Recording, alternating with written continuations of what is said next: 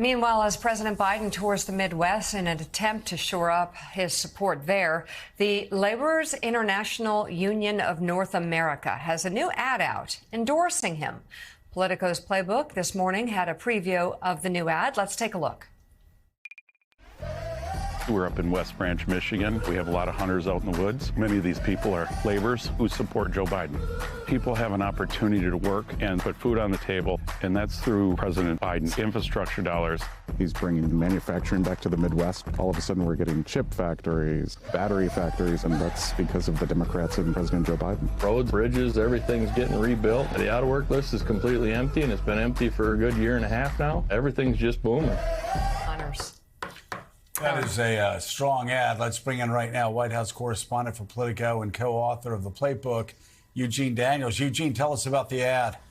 Yeah, I mean, if you watched that as you just did and you just focused on the guys that were in there, you would probably, most voters, most people would probably look at the men and think, this isn't a Biden ad. These aren't these aren't typically the kind of voters that people tie to Joe Biden, right?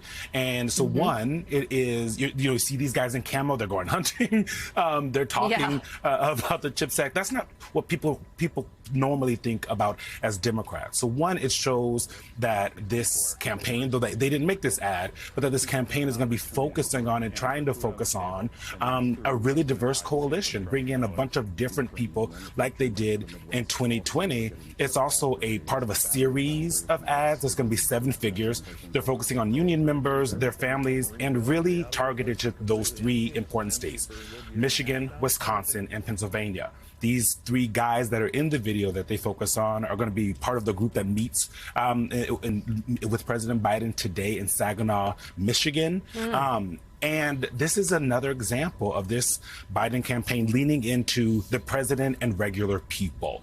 There was the father and his kids, if you guys remember that, about student loans a while back. The president was at their house.